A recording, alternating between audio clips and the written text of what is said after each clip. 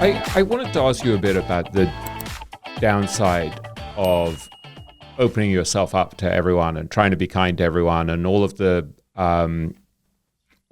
reciprocation issues that come up, because it seems to me you're putting yourself out there in so many different ways, right? You write white papers, you put out a newsletter, you're active on Twitter and LinkedIn and the like,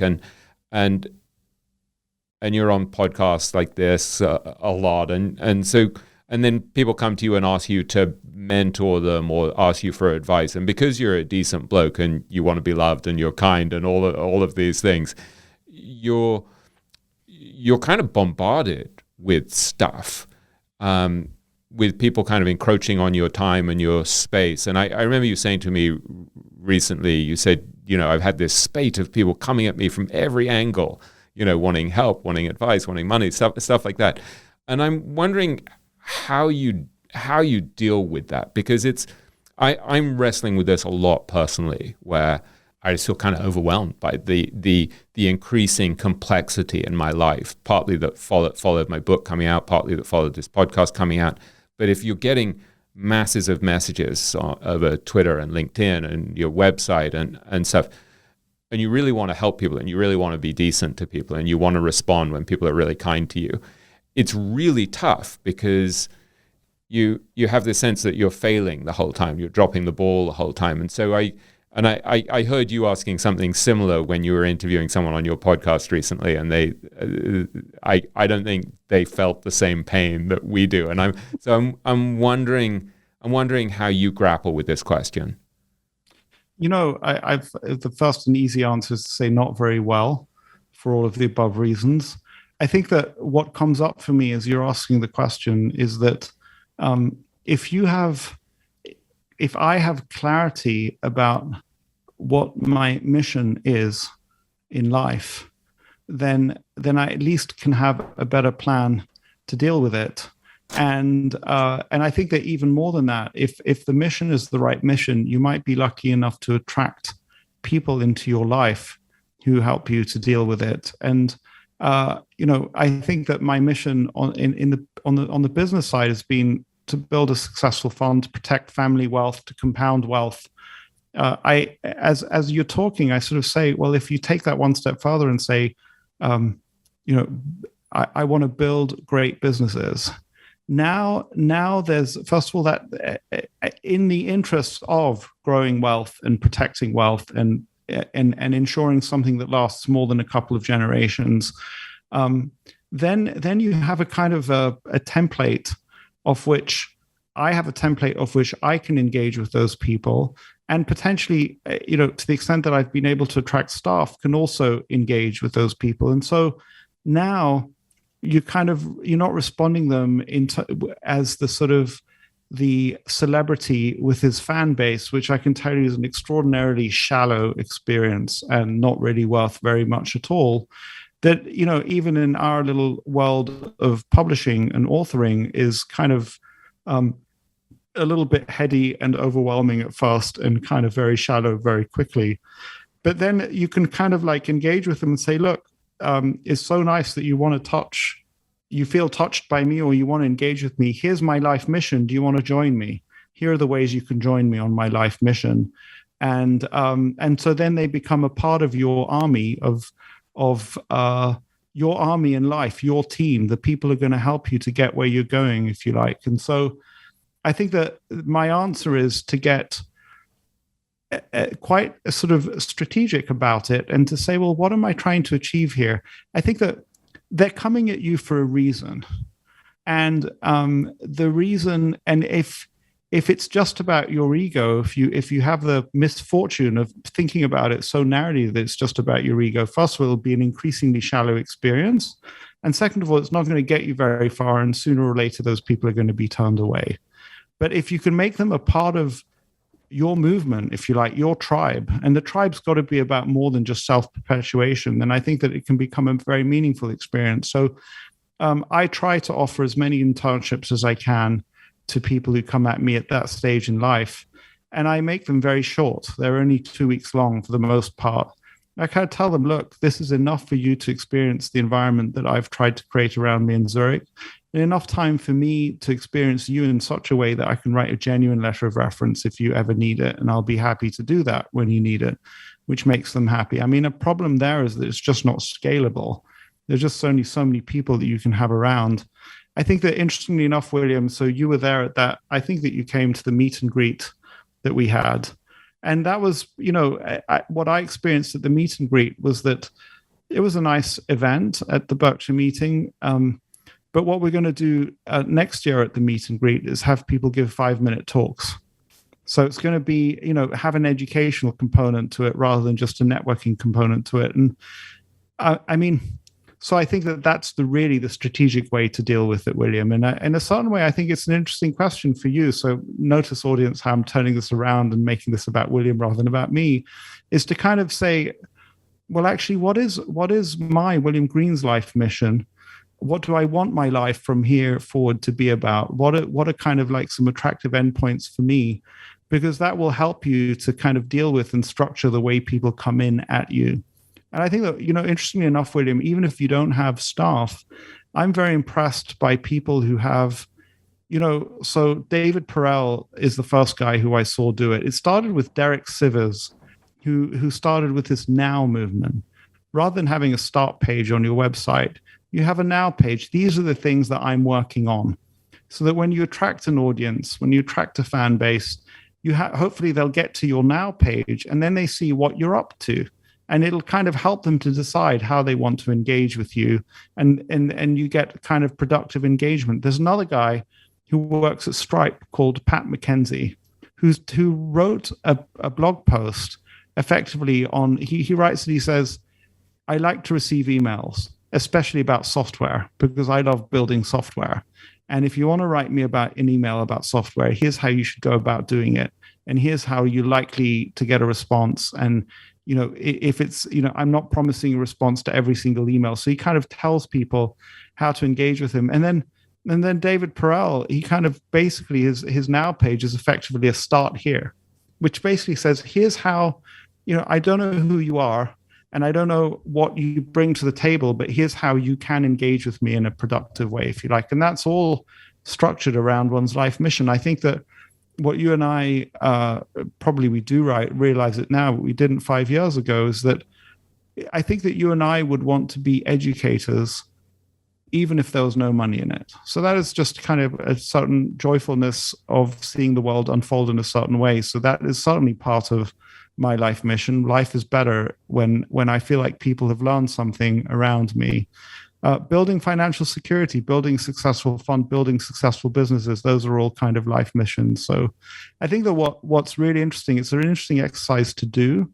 So I have a document that I won't share it with the world, but maybe I have shared it with you, is that you want to make your life mission, the document that you write, to be one that you can share with as many people as possible. And I think that what often happens is the first time we write these things, we don't want to show it to anyone because it's personal. But to the extent, what differentiates extraordinary successes from less extraordinary successes is that Mahatma Gandhi was willing to share his life mission with the world. And to the extent, merely sharing what your mission is becomes a way of kind of achieving it and structuring the incoming hordes, if you like. I want to loop back to something in our destination analysis. A really extraordinarily powerful exercise for any of us to do is to write our own obituary or to write our own funeral speech. So when you go, what would you like your best friend to say about you at your funeral is a kind of a good example of destination analysis. So I think that I've gotten to that more meaningful and nuanced approach to kind of fan base or people coming in at me. And I'm sorry that it took so long, because I think that my initial reaction, and it all started around publishing the book, was I just wanted to sell more copies of the book. And so I engaged with people in the hope that they'd buy more copies of the book, because I was desperate to, in part, I wanted the publisher for it to be a success, and in part, my ego was involved. But, and I kind of morphed into something a little bit more spiritual and better for the long term.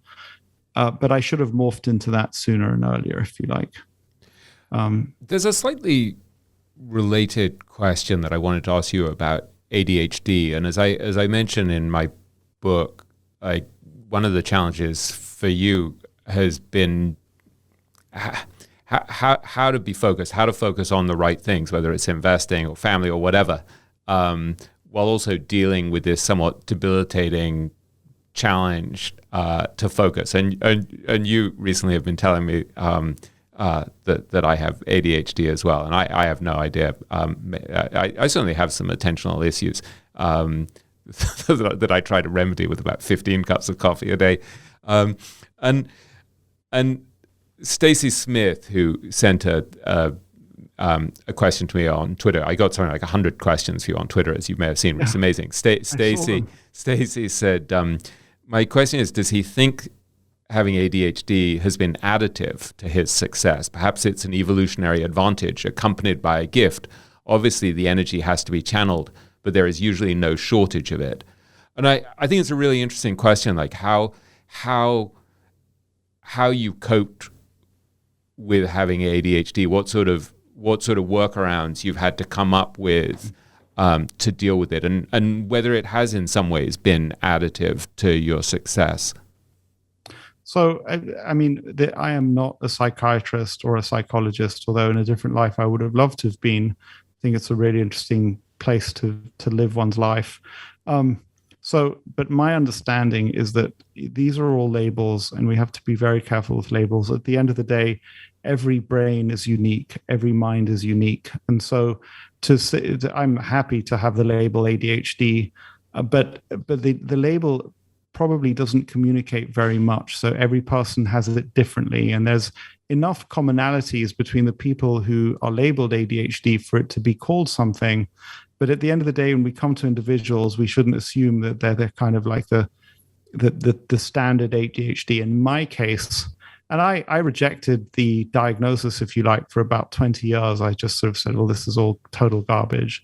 But I eventually came, and actually through some things that happened recently, I started to realize that it did really strike home. But so the one thing for me is that when I'm in highly structured environments and environments that put me under a lot of pressure, then I can become hyper-focused.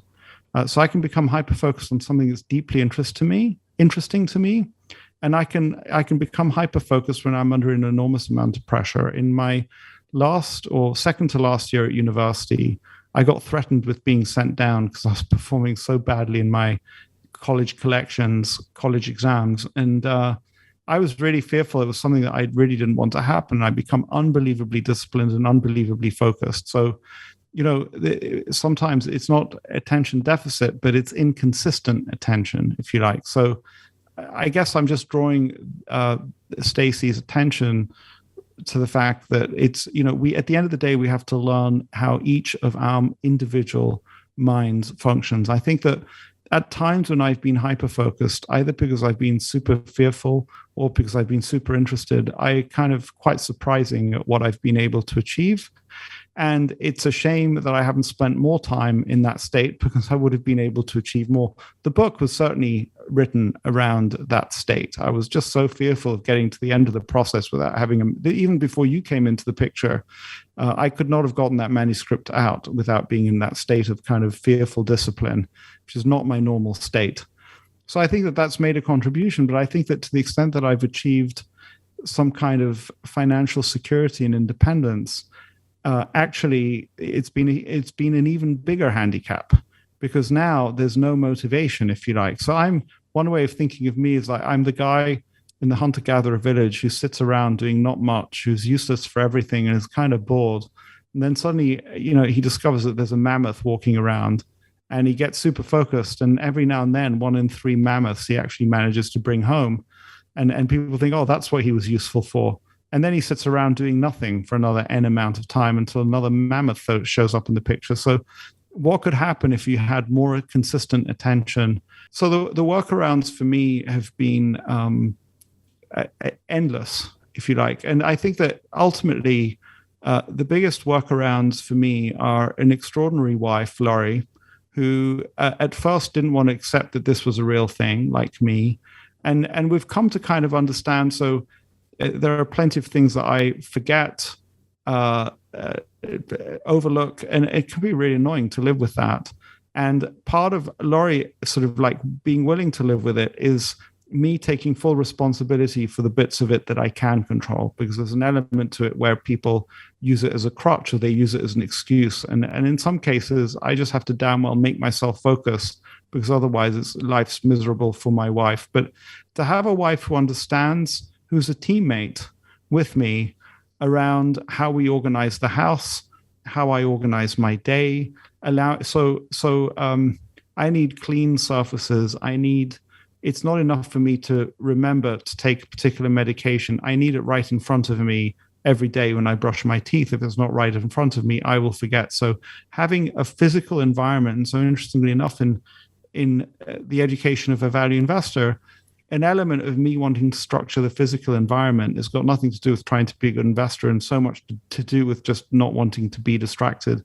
Second huge workaround is an assistant in the office who is fully engaged with those handicaps and understands that it's part of her job to help me with those handicaps. But she cannot do that job well. Neither can Laurie if they don't have somebody like me who's willing to fully acknowledge and own the bits of it that I can't control, and also to own the bits of it that I can control. It's demotivational to be around somebody who you're pretty sure they can control something, but they just can't be bothered to.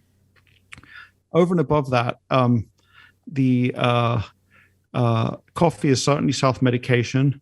And if you take medication, which I've been having wonderful experience with, as we said at the beginning of this talk, I'm on 20 milligrams of Vyvanse, or in the UK it's called Elvance. And William, you have the right to ask me forever into the future, Guy, have you taken your meds? Well, what's funny, what our listeners won't know is that right before we started talking, before we read a little Zohar, Guy said to me, I asked Guy, are you bringing your A game? And he said, yeah, I took some Vyvanse, and I looked at him and said, Guy, I know you so well. I know that you took them, because there were moments where we were working on the book together where we would be sitting in your living room in Zurich, for example. I mean, we worked on it in many places, including Israel and I can't remember where else, but Connecticut, Greenwich, Connecticut. Yeah. But I would look at you, and you would have your laptop on your lap, and I could just see your eyes wandering, and I would be like, Guy, step away from your keyboard, close the computer, because I could just see your attention wandering. So the drugs have clearly helped. And I can. But that's something that I only started doing the last month or two, and I got to a place where I just said, I actually want to try what it's like with drugs, and I'd never really taken them. And this dose is what was explained to me by an extraordinary guy, Dr. Ned Hallowell, is that he said, look, this is just like taking a morning coffee, but what you'll find is this is more effective than morning coffee. And so you'll find that instead of wanting to drink 15 cups a day, as you said, you'll want to drink less coffee, and this thing will get your attention where you want it, without your heart palpitating and having sleepless nights because you've drunk too much caffeine and all sorts of other things. So it's only been the last month or two that I've been taking it consistently, and I don't really notice the difference. It's a really kind of low dose, but at the office, and you're the second person at the office, they say, oh, we see a big difference. We see a huge difference. You're locked in a way. You're just locked in. I can see it in your face. You're locked in a way that you wouldn't be otherwise. But one of the things that I worry about is I think part of your brilliance and my moderate talent is that our minds are kind of all over the place, and that we make connections between things that aren't necessarily linear and logical. And I do think that's a part of the gift of having a kind of non-linear, slightly scattered, very creative mind. And I'm asking this completely out of ignorance. Like, do you feel like any of that goes? Like when you try to medicate more so that it's more directed? So I think that the fear that you're going to have a fundamental aspect of your personality changed when you take a medication that's not a pain medication, for example, and is temporary, is certainly a fear. And that may be a part of why I had been told that I ought to try it to see what life is like with it. And I was like, no, I'm not doing that. I mean, funnily enough, so a friend is being asked to deliver a talk on the future of Judaism, and he sent me an early draft, and it's raised some really interesting questions for me. And normally, I would not really be able to focus on those questions, and now I am able to focus. And I do want to think them through, and I have been thinking them through, and I've been doing some reading around the subject, and I don't think that I would have been able to engage with those questions, which I'm really interested in, but not that much in that kind of focused way. So I think that that's a kind of, you're expressing a fear, but the impact is far more hard to tell and diffuse. It's not like something that, oh, it takes away your creativity or something like that. I think that, and I would tell you that the way, and I'm certainly don't understand the medication, but I understood from my recent visit to the psychiatrist was that you have to take it consistently, but you take it early in the morning and the effect lasts about 8 hours. So if you like, William, every evening my body is Vyvanse free, if you like. So you on a related subject, one of the things that had a huge impact on me when we were working on the educational value investor was you talked to me about wanting your mind to be like a calm pond so that you could see the ripples, and you talked about how you created a physical environment that helped you to think calmly and deeply. And I was looking at some old notes from a conversation that we had years ago, and you said the best ideas require you to think slowly and deeply. And I wonder if you could talk a bit more about how to create an environment in which you can think in this kind of very long-term way that we've been discussing, where you're looking for businesses that occupy the economic high ground, where you're thinking about long-term destinations, where you're trying to build an honorable and decent life, where you're not so caught up in the kind of dopamine hits of constantly checking email and Twitter and WhatsApp notifications and stuff. What's worked for you in trying to construct a calm environment? Yeah, and my thinking and understanding has actually evolved quite a lot since, and mostly in the last couple of years. And it actually starts with this idea of spaced repetition. And there's this idea that I hate to tell you where I first saw it, William, because it was on the blog of Dominic Cummings. Huh. And those of us who are connected to British politics or who observe British politics, most of us don't feel much happiness or admiration when we think of Dominic Cummings, because he's actually a contemporary of mine and William's at Oxford, although I never met him. And he was the genius behind Brexit, and he was an advisor to Prime Minister Boris Johnson for a while. And so he's kind of hated for being the guy who engineered the Brexit vote in the UK. But I can tell you, this blog, he's got a fine mind and a voracious mind. And so, what is the idea of spaced repetition? The idea is that when you want to learn something, you need to repeat it frequently early on when it's not well wired into your brain. But the more well it's embedded in your brain, the less frequently you need to repeat it. But you shouldn't ever stop repeating it. So the periods between the repetition is extended over time. And so what on earth has this got to do with investing? So the key is that when you're sitting in front of the computer, interruptions abound and opportunities to examine new pieces of information or to read new things abound. So now what I've done is, on the other side of my computer with no monitor visible, I will structure my reading into, I'm constantly printing stuff out on the computer side. and asking for things to be printed out. And then on the non-computer side, I'm structuring my reading into now, sometime, so now, next few weeks, and sometime.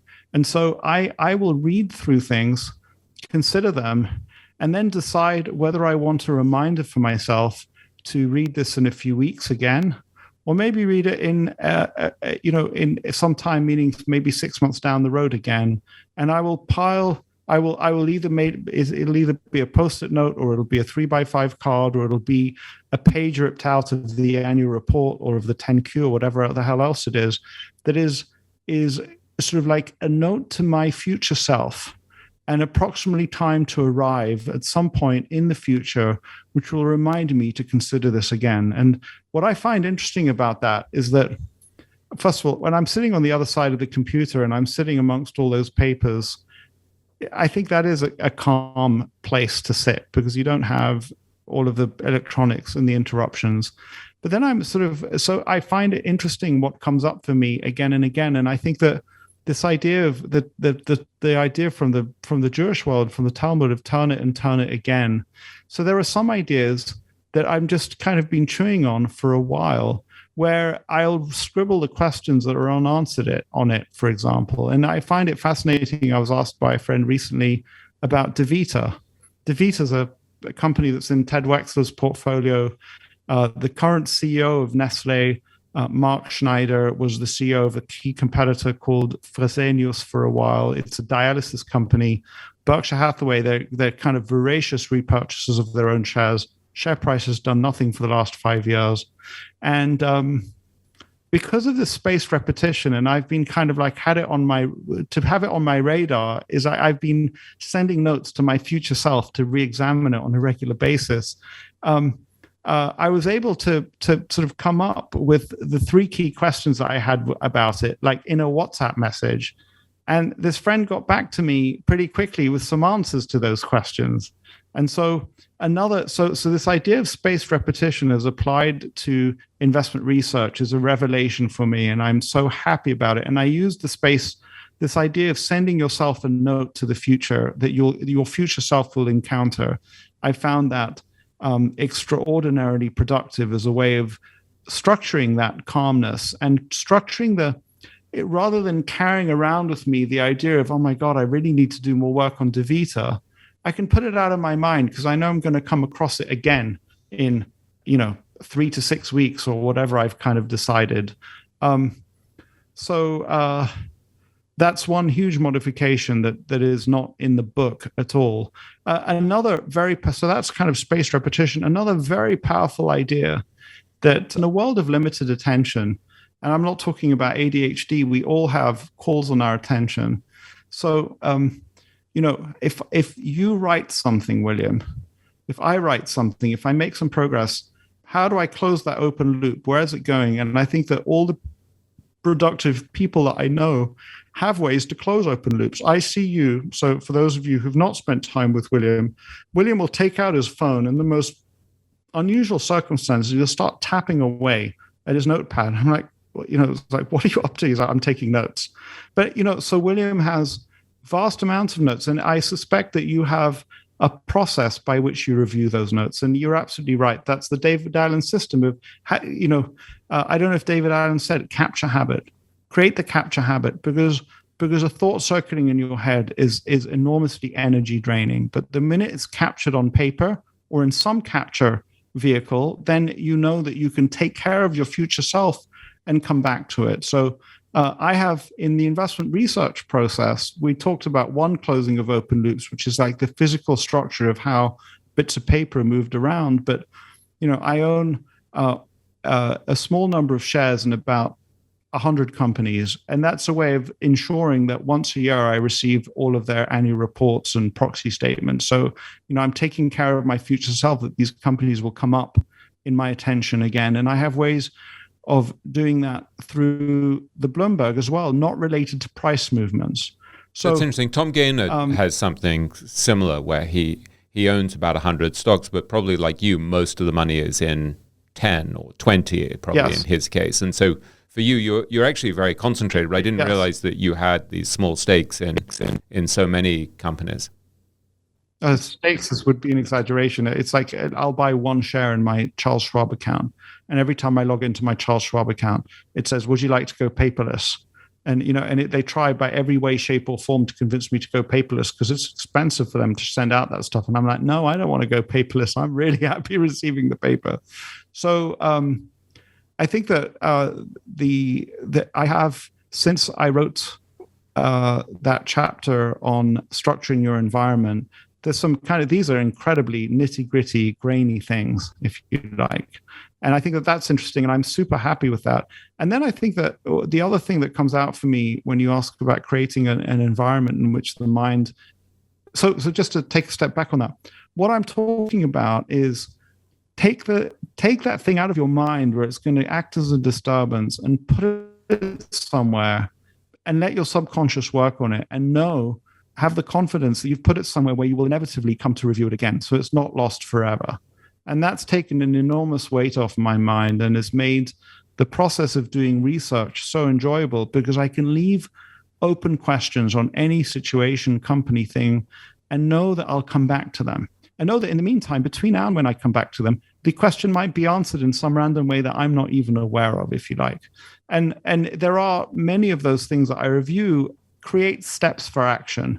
And then I'll take action, which might be as simple as send the person a research report, set up an interview with them, which of course generates yet more knowledge and stuff to read and what have you, is simply this. And I think that we did get to it in the final chapters of the book, but there's something that, there's this interesting thing where I wrote something which was inchoate, and then William writes something, and I say, William, that's incredible. You've ripped the ideas right out of my mind, or it's like you read my mind, because I know I didn't say it, but you kind of wrote it. And it was a line in the book where it kind of said, find your way into the presence of the right people, because they'll teach you everything. And I think that so in a certain way from the book, one thing is to become far more granular about how I structure the environment. And the other thing is just to realize that it's all about having the right relationships. And if you have the right relationships, you're going to learn everything that you need to know. And I think that's even more important now in my mind than it was then. Yeah, you once said to me, relationships are the killer app. And I have no idea whether, again, that was a phrase that you stolen from someone else. But that stuck with me. And you once said to me, there are certain people you need to have in your life who you'd be happy to fly across the ocean to go spend a couple of days with, because they're really important people in your life. I flew over to LA for Lilu's 50th birthday party, and I'm so glad that I did that. And it wasn't just Lilu, it was people around Lilu. And then this year, I was touch and go whether or not to attend the TED conference, but I knew that I'd get some quality time with Lilu.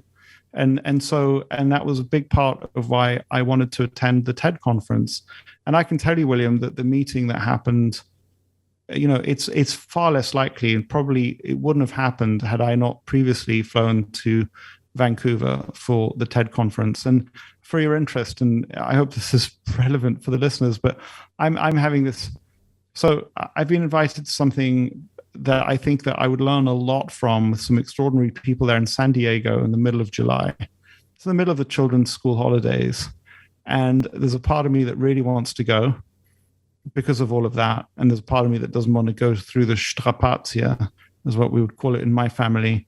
But in general, the willingness, I think that choice of where to live, perhaps the best choice is not necessarily which country or city has the best tram system, as Zurich does certainly have the best tram system, in my opinion, but where will you find yourself in the nexus of the best people that you want to have in your life? And I think that if I was setting up my environment from scratch again, I would put far more weight on the actual relationships that I have and which people do I want to be close to. It was not dumb for Ted Wexler, when he started working for Berkshire Hathaway, to go and live in Omaha, not just to be close to Warren, but all sorts of other people around Omaha who are also close to Warren.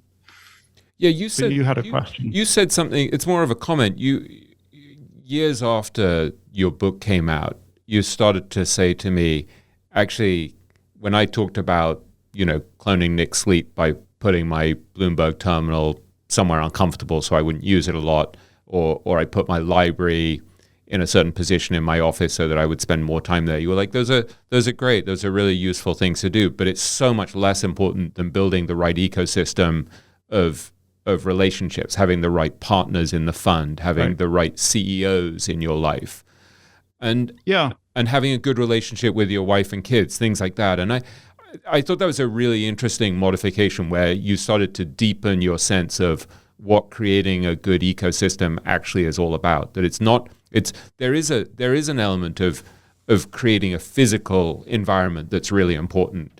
I remember you once saying to me you wanted to have pictures of all of your investors in your study, staring down at me. Yeah, because it would remind you of your responsibility to them.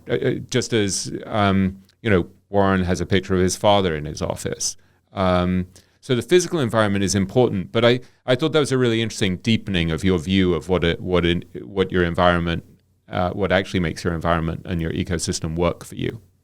Yeah, and is what I want to share with somebody who might be listening to this is that it's not like I think it's a really fun process because it's not like the end picture is one that we can all see. In fact, none of us can see the end picture of what it's going to look like. But my point to you, the listener, is if you come across somebody who you think is a positive influence, make that extra effort to send them a holiday card. Make that extra effort to invite them to a dinner that you're having. It doesn't mean that you kind of like have decided up front that this person is going to have this key role in your life. Just draw those people a little bit closer to you. And those people who are negative in one way or another, it doesn't mean that you have to walk up to them and say, I've decided that you no longer should have a part of my life. And, they're not valuable to you. It's just that you've decided to place them a little farther away. When it comes to these decisions about how to manage your time, how to basically take care of all of these competing interests, like your friendships, your family, your kids, whether to travel or not, what to do in terms of charity and helping other people, managing your fund, analyzing stocks. Do you have particular principles that guide you to help you decide how to spend your time and how not to spend it? It's a document that I pull out probably just a little bit more than once a year, but I found it extraordinarily powerful. And in that document, I start off with a summary of my life mission. And I then go on to, I kind of deal with things that flow from that I'd like. It's a wish list of things that would be nice if they happened over the following sort of like 1 month, 3 months, 6 months, 1 year. And it kind of just lists of things. And then it goes in particular areas of my life with similar kind of, what it would be nice to achieve. And, it's got my relationship with Laurie. It's got my relationship to each of my individual children, my family as a whole, my business. And I find it very interesting how at some point, so many of the things were getting struck off the list because they were getting done. I created a list at the end, which was titled Celebrating Success, and also learning from failure. So some things that just continued to be on this document that never ever got done, and I realized they weren't going to get done, and they were actually a failure in one way or another, and I kind of like put them in that bucket. And then kind of the list of successes has been extraordinarily long. I think that in the process of kind of like reviewing that document, and you'll have fun with this, if it's, on the high holy days and the high Jewish holy days, I think it's an auspicious time to pull that document out and review it. I think, thinking through that's been a time when I've been able to kind of weigh and judge what to put in, where I should be more or less focused. I think that what's fascinating, merely by asking, so there's an example. Williams asked a really, really great question. And when you have, when you upgrade your friendships, you'll get asked really great questions, which require you to think about them and perhaps come up with good answers. And to the extent that you come up with good answers, the result is that you'll live a more enriched life. So I think that, when you do that, it makes me think that I don't know how much time I've spent really thinking about priorities as I go through that document. But the mere fact that I'm being asked the question and the mere fact that I'm trying with that document, I think puts me ahead of many, many people in the game. not the most ambitious and most successful, who are also doing that, but ahead of many people. Hey everybody, Trey Lockerbie here from We Study Billionaires, and I wanted to tell you about a new company that I absolutely love, and that is called Trade. Trade combines two of my favorite things, coffee and technology. So what you do is you go to drinktrade.com, there's a super simple survey that you take, and then it tells you which coffee they're going to send you that you are literally guaranteed to love. Meaning, if you don't love it, they'll send you a new bag of coffee for free. And from there, you can keep experimenting so you're not falling into the same rut of drinking the same coffee over and over and over again. There are so many different types of roasters, levels of roast, beans from different parts of the world. There's plenty to nerd out on here. So why not be adventurous and try some new stuff? After I took the quiz, they sent me a bag from Sight Glass Coffee in Northern California, and it's literally my favorite coffee of all time. Normally, I've been drinking a coffee where I have to sweeten it with honey and almond milk, but this coffee, I could actually drink it black. It was so delicious just on its own. And right now, Trade is offering subscribers a total of $30 off your first order plus free shipping when you go to drinktrade.com/TIP or click the link in the description below. That's more than 40 cups of coffee for free. Get started by taking the quiz at drinktrade.com/TIP and let Trade find the perfect coffee for you. That's drinktrade.com/TIP for $30 off. Your life also is unusually broad, right? When I look at a lot of great investors or super successful business people or super successful writers and the like, they're kind of narrow. And I was struck by this the other day. I was listening to one of your podcast episodes and you were interviewing, I think it was David Sumpter, the mathematician. And it's really clear you're really fascinated by math. And then it's also really clear that you're fascinated by great literature and that you've been reading, Stendhal and Tolstoy and stuff like that. And I'm wondering about that decision to have breadth in your life, because it was interesting when you were talking to Sumpter, you said something about realizing that there are certain things that you wanted to understand before you died, that they were kind of beautiful problems in mathematics and you wanted to understand them before you died. And I'm wondering about that breadth of wanting to read, wanting to study great literature, wanting to read Thucydides' History of the Peloponnesian War. Is that just a matter of being true to yourself, or because someone like Charlie doesn't read fiction at all, right? And there is a benefit to different types of narrow focus. Yeah, and I think that so the hilarious thing is if somebody listening to this listens to the episode with David Sumpter, you'll see a wonderful example of somebody who's an accomplished and successful mathematician who's just quietly humoring a guy who's very enthusiastic and knows very little. And one of the feedbacks I got from our CFO, Mark Chapman, is, Guy, you didn't ask him about even one of the damned equations. Hey, I enjoyed the interview, Guy, but look, so I can make this personal, or take a personal anecdote from our interactions. I can remember asking you about In Search of Lost Time by Marcel Proust, and you said that the book had a huge impact on you. And what I experienced when you said that was a sense of envy that you'd had the experience around the book. And the way I would interpret that feeling of envy that I had for William Green's experience having read that book was that my life would be richer and better if I had read, or if I found the time to read that book. And I think that, I can honestly say that I've not read the book. That's easy to say. But I think that my life would be a less rich life if, all other things being equal, I came to the end of it not having read In Search of Lost Time. And I think that, I think that we need to deeply respect the feelings that come up, like that feeling of envy that I had for your having read it and my having not read it, because who knows what lies at the end of that. And so I think that I'm not being curious for the sake of being curious. I think that not to respect those feelings and to act on them is a kind of a disrespect of your own life and the sort of the mystery of who you are on the planet and who you're destined to become.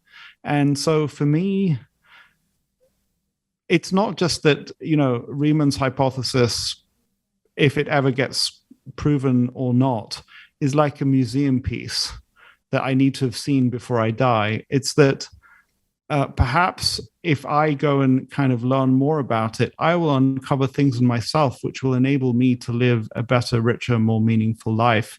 And that I'll be denying a part of my destiny, if you like, if I don't engage with it. So, yeah, I mean, we have to live lives that are true to ourselves. And I'm far happier when I have the opportunity to exercise that curiosity. And I have no interest in, if somebody could point out that I would be, quote, more successful if I didn't indulge in these curiosities, then my answer would be that's not a more successful life. We don't know where these curiosities lead and what insights come out of them. Sorry, I was just going to say, I had a conversation with a young, very smart hedge fund manager a few weeks ago, just privately. And he clearly had modeled his fund very much on Nomad and Nick and Zach's approach at Nomad.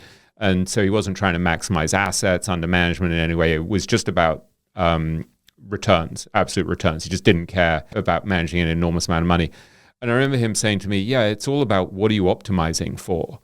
And it's actually such a simple way to put it that's really profound. Like when you look at your life, just to say, well, what am I optimizing for? Am I optimizing for the highest returns, for the most money, the most profits? Am I optimizing for balanced life, for a happy life, for a richer life? And I think it's very different for each of us. And it's been hard for me to figure that out because I think there's so much external pressure to become more successful, to make a better living, to impress people, particularly from the culture we came from of going to fancy private schools in Oxford and Columbia and Harvard and places like that. You're very prey to external pressure to be something that you're not. Does that make any sense? Yeah, but it's very clear to me that maybe in the very early years of a fund's existence or of this particular individual's career, optimizing for AUM or returns is not the dumbest thing in the world. But I think that even then, it may well be the dumbest thing in the world, or asinine was the word that came to mind. Why? Because how much money did the person leave when they died? The billionaire, he left all of it. And I think that a rich life or a happy life for me is one in which, extraordinary opportunities keep showing up because I've invested so much in my environment, where extraordinary opportunities just to have a wonderful dinner, to have a wonderful meeting, to get a profound insight.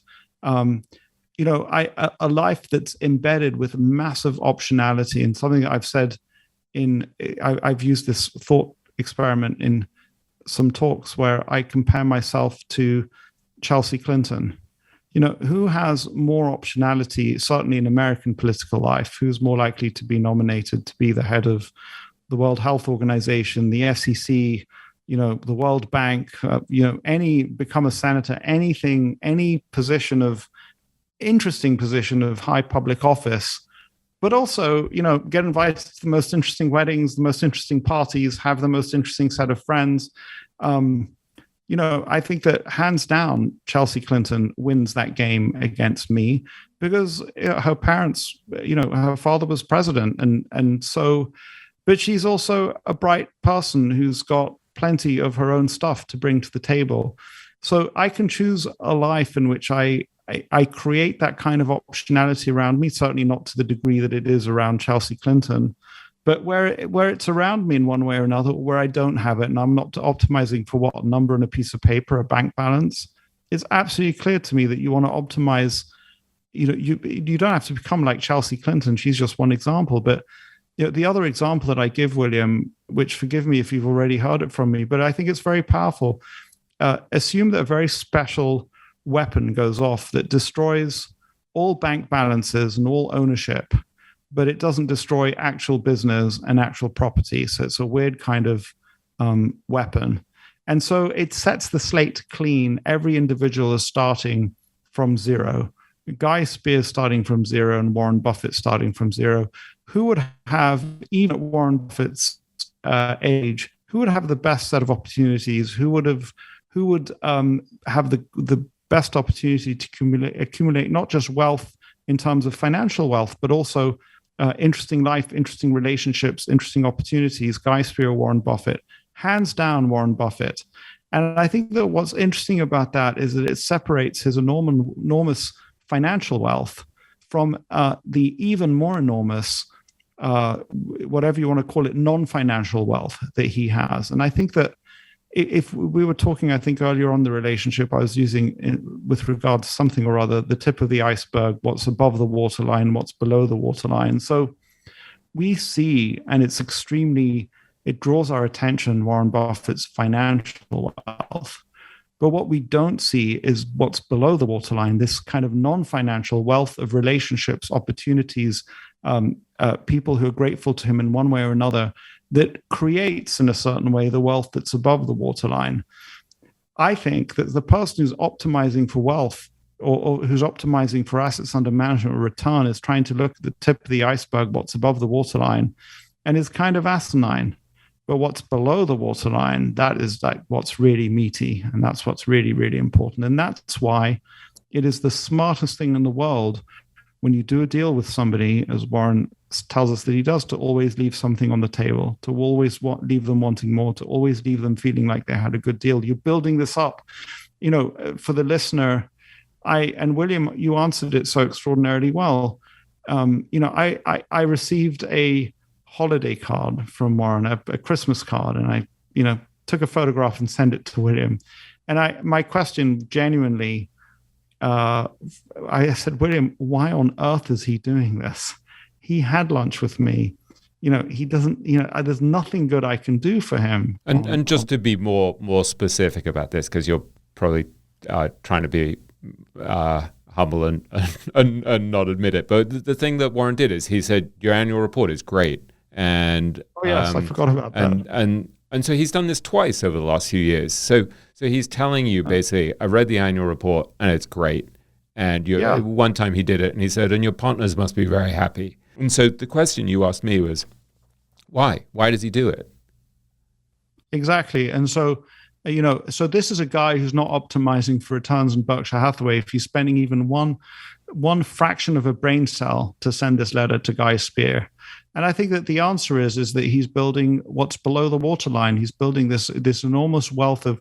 So I'll tell you, I'm working on a project with an intern in which we're looking very carefully at what would it take for there to be a successful purchase by Berkshire of a rather large European business. And we're going to approach their board and talk to them about why they might want to consider selling it to Berkshire. And we're coming at them in a nuanced way. We're not this is not going to be a crass approach.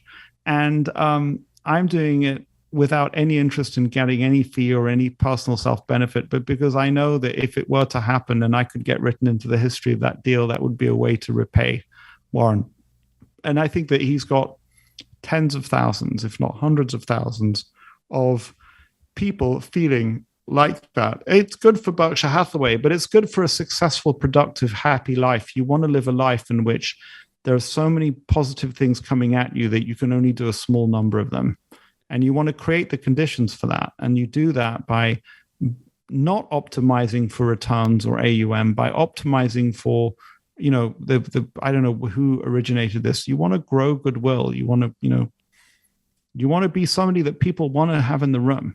That people want to have you on their deal, that people want to have you in their fund, that people want you on their team because you're working constantly to have good things happen around you. When I wrote about you in Richer, Wiser, Happier, one of the things I talked about was this concept of compounding goodwill, which I think is it's such a simple idea that it's very easy for people, for their eyes to glaze over and not really to concentrate on it, but it's hugely powerful. It has this, it makes you happier. When you behave decently, but B, there's so much reciprocation. There are just so many people out there who wish you well and want to help in the way that you want to help Warren at this point. Many people want to help you. And it was interesting to me that I got several questions over Twitter about exactly this, about compounding goodwill. So someone called Miko Dizon, which his tagline is at Kaizen Investing, said, what are the easiest ways you can compound goodwill in relationships, both with family and friends? And someone called Stuart South said, what's the most fulfilling experience you've had in your quest to compound goodwill, and how has it changed your outlook on life and investing? And I wonder if you had any thoughts on either of those questions, given your grand social experiment in compounding goodwill over many years. So I was remembering the other day that so there's a side of me that's kind of slightly unhinged and doesn't have very good social awareness, which helped me in this. So I decided to buy a packet of, wrapped hard-boiled sweets, and I literally gave it to every person I talked to. I gave them a sweet. I'd say, would you like a sweet? And I was motivated by this idea of these damned Hare Krishna fundraisers handing out paper flowers. And I thought, well, at least this thing's edible. It's better than a sweet. And so my answer to the questioner is start with what's in front of you and just do the best thing that you can see that's in front of you. Now, I don't think there's anything wrong with handing out sweets to every single person you meet, but there are probably more effective strategies. And so, start with something that's in front of you and then analyze it and figure out what's good and bad about it, and then figure out where you're going to go next. So there's no simple and easy answers, and what's right for me is not right for somebody else. And in the book, I kind of like the thank you notes idea is really a way of describing all of that without having to go into enormous amounts of detail and all the ways that one can and does do it. So I've just something that is very motivational for me right now is that I really try, and I don't think I'm doing a particularly good job of it, but William, I want to talk to our small team about it. If you're an investor in my fund, I want to try and make good things happen to the extent that it's within my power to do that. And so, that's a way of creating goodwill, if you like. And so I try to reward the fact that people have decided to send me some of their hard-earned money. I mean, hopefully the returns are going to be decent, but there's somebody who's recently he is a partner in a venture capital fund, and he's a strategic partner actually, and he's one of our investors. And I want that venture capital fund to be extraordinarily successful. I've set it down to look over their deals and see if there's anything I can do to help push those deals forward. That's a way of creating goodwill around me that's particularly motivational. But I got a guy who sent me a short thesis on one of the stocks that I own, and I really appreciate the fact that he thought of me. And so I wrote back to him with some research on the company at hand that he would not have been able to access directly. Again, just sort of like trying to find. So in a certain way, what we can see from that is that I'm not doing it in an undirected way. I'm doing it directed towards people who've already, in a certain way, thought of me and been helpful to me, and tried and then tried to encourage more of that behavior. But you could do it from a standing start. I mean, if there's an industry that I realize that I really ought to be engaged with, then why not start? So the thoughts are endless. I think that in terms of the most transformational thing for me, to answer the second question, I do think that I'd moved on from sweets, and I was writing thank you notes. And so it's a well-told story. One of the thank you notes that I wrote was to Monish Pabrai for having attended his meeting, and that led to a lunch or a dinner that led to many other things. And that's been an extraordinary result from one simple thank you note. But it's really not one simple thank you note, it's from many thousands of thank you notes. And so that's one little piece of enormous growth and success. Another example that I like to give is that I was invited onto the Harvard Business School Alumni Board simply because I chose to write to some people and send them a regular holiday card. I didn't even know they were on the alumni board, but it made them think of me positively. And so that when a space came up, perhaps I was a little bit higher on the list than some other people simply because I was sending them a regular holiday card. But I think in answer to that person's question, William, what is more fascinating is not the stories that I can tell, but stories that I couldn't even tell because these are kind of like where the results have come to fruition in a way that we can identify them. But I think that in a certain way, doing the stuff resets the playing field such that you're not even aware of the influence that it has on the environment in which you're operating. And I'll give one short idea here.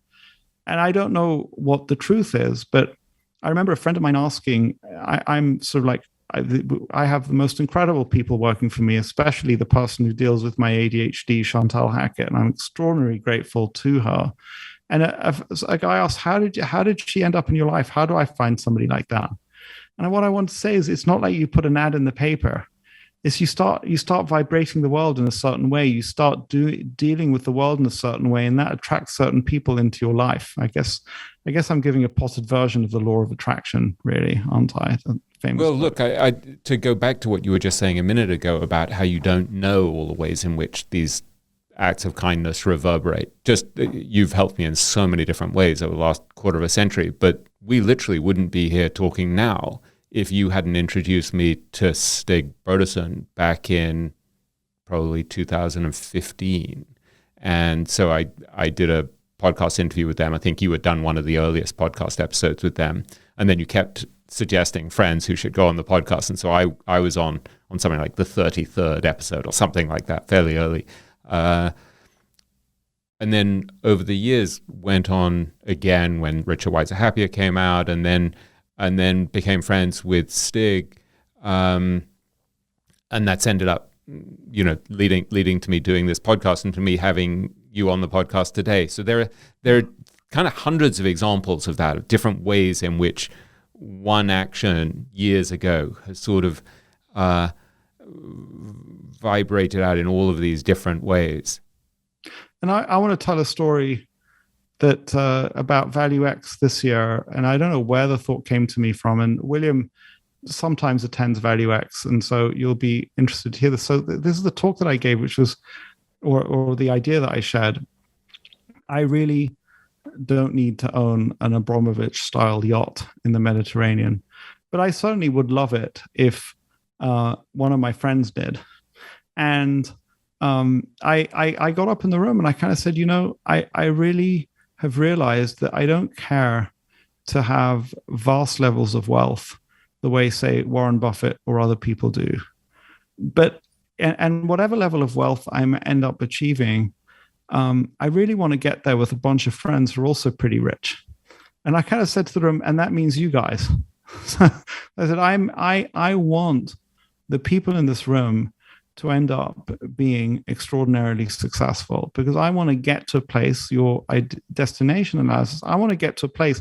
The last thing I want is to, the guys optimizing for returns and for AUM. No, what about optimizing for getting to the desired destination in good company, with great company, with wonderful friendships? And so I kind of said, I'm dedicated to helping you guys get there. I got to start somewhere, and you guys are a pretty good place to start. And I hope that you guys dedicate yourselves to that. And it kind of like it resonated with the room and made me see the room differently. I mean, I long ago gave up seeing my investing friends as rivals, which is a terribly destructive thing to do. But I went from seeing them as neutral to being kind of people on my team, people that.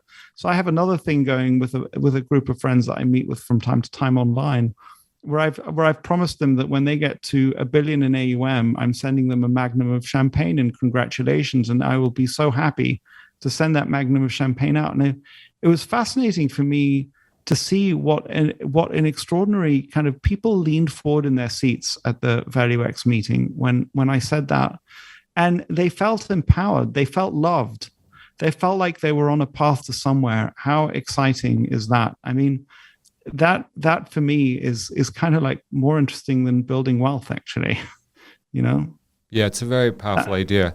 I've seen you do this increasingly over the years, try to lift up other people, and I've seen you do it in a lot of ways. And the great irony of it is, I think you've become happier as you've done more of it. No, it's not the irony. The extraordinary result the kind of like the deep joy is that it's actually, I mean, I don't know if I'm overstepping the description, but it is actually the best path to success for yourself.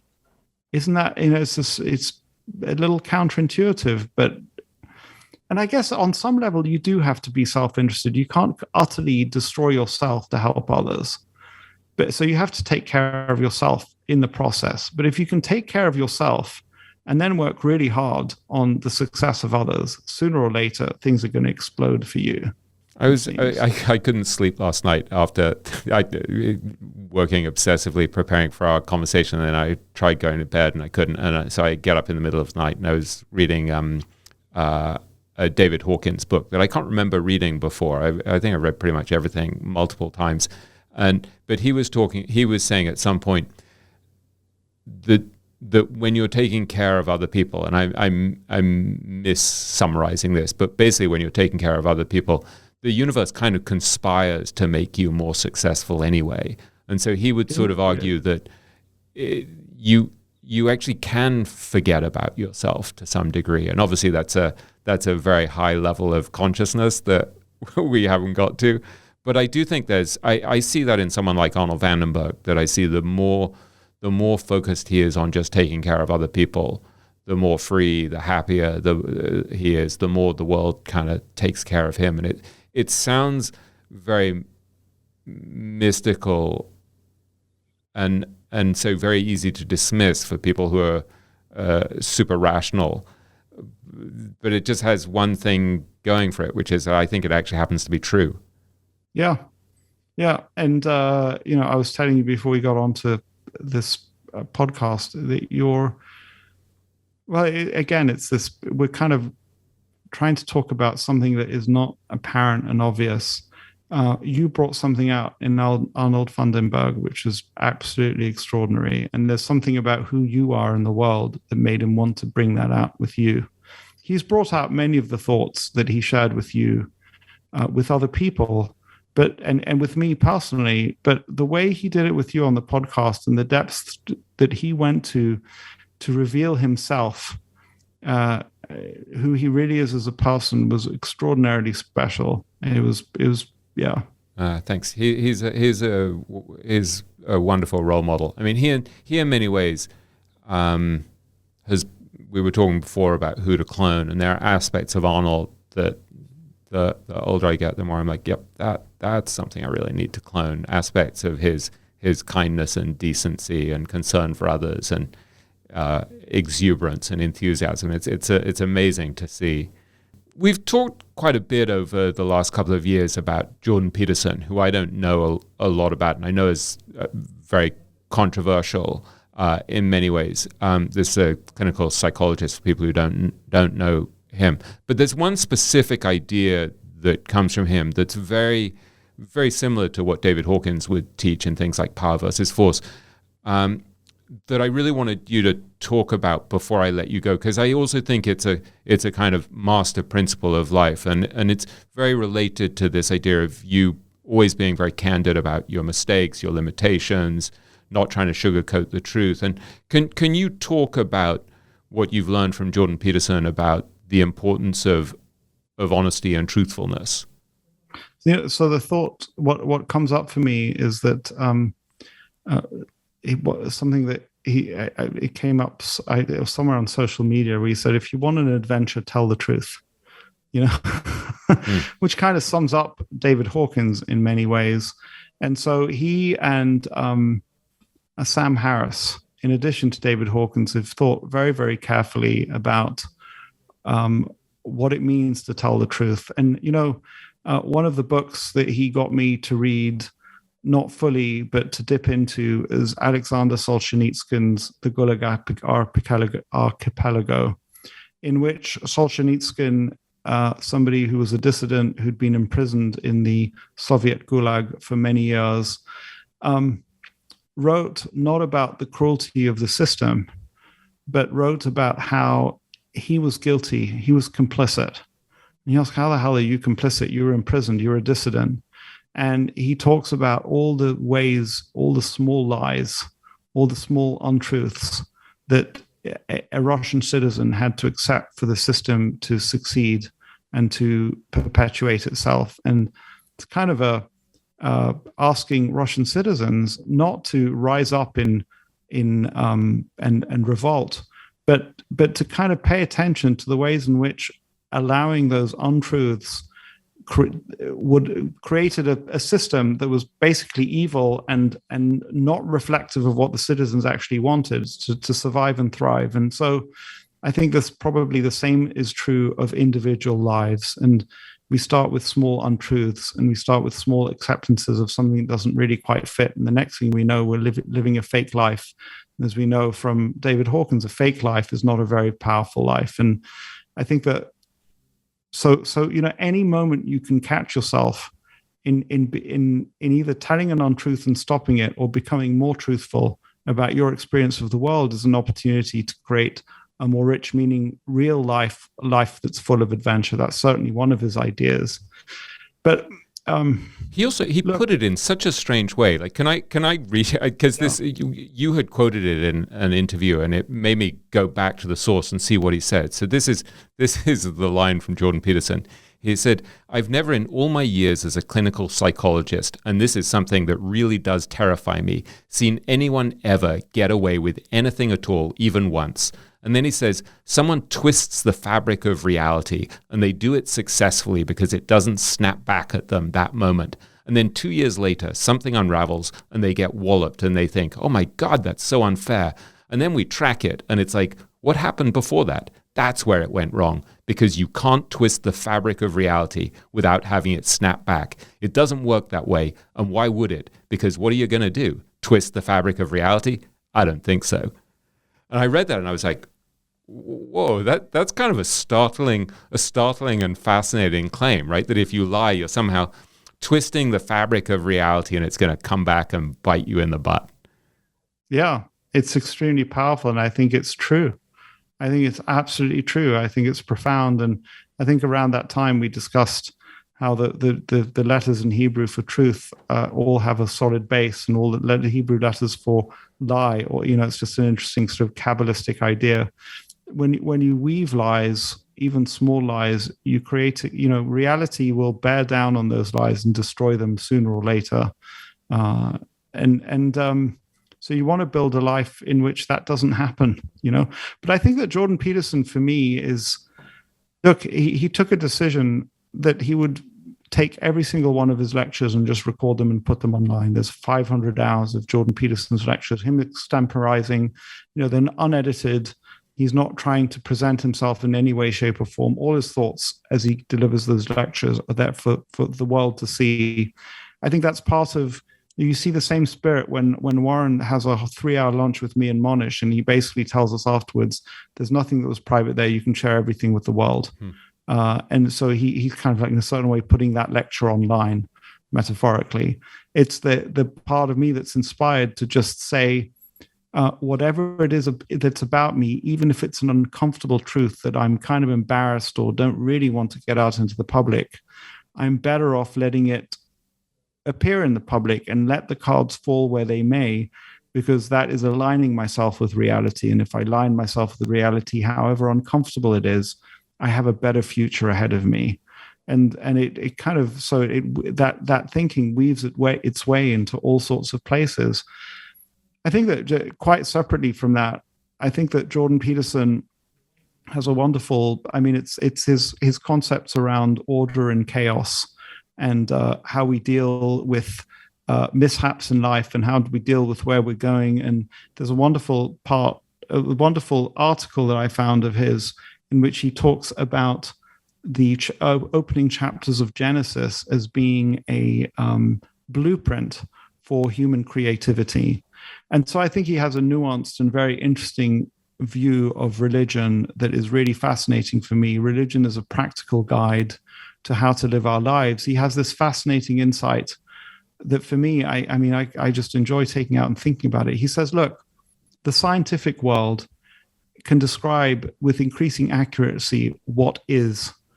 And, whether it goes all the way from the beginnings of the universe to the Webb telescope to quantum mechanics to biology, all those things, it doesn't have any guide at all as to what humans should do about it. And is it possible that the world's ancient texts are actually the most powerful guide to what we as humans should do? Because nowhere in the world of science is the question asked, what should I as a human do? Armed with all this knowledge or not, what should I do? And this idea that the realm of religion is about giving a blueprint for human decision making and handing things down over multiple generations. And he kind of says, he's asked the question somewhere, what is a more powerful reality? Our scientific knowledge that's been around for 200 years, or these blueprints through, the great literature of biblical, but also other kind of like Homer's Odyssey and other Nibelungenlied, and it comes in forms of the mythologies of the various different peoples of the world. He says that those are guides to human action that have lasted millennia. So which is actually more real? Now, I'm not about to take some mystical approach to the world and discard science or anything, but he's willing to take those positions, which are unpopular, which are looked down upon by the world's scientific and rational community. So he's a guy who operates very clearly by an inner scorecard, a very powerful inner scorecard. And actually, I think that he would say that the enormous success that he's achieved as an author and as a public thinker is because he's been truthful. So it's right in there with Mahatma Gandhi, who, for the listener's interest, wrote this book. His autobiography is subtitled "A Story of My Experimentations with the Truth." He's a living example of how David Hawkins, as he says, if truth has power, and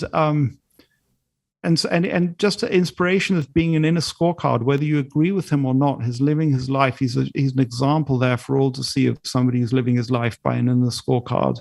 And so I have and this fabric of reality idea for me is extraordinarily powerful, that it snaps back, And it's funny because we go into in my family into questions of whether you should tell white lies. And Sam Harris has a very short book on lying, and Sam comes to the conclusion, if I remember correctly, that even white lies, it's not worth telling them at the end of the day. You should find a way to speak what you feel without having to tell the white lie. And I think he's probably right. And I think that we're getting at something profound, William, really profound. And is at the core of all success, is at the core of all wisdom, and many paths to it. And it's just to take to do a short call out for your book is that, what are the paths to that? Well, certainly the world's various religions are a path to it. But I think that what you've figured out is that many of these world's great investors are also figuring out a path to it, and they seem to be better at it than many other people.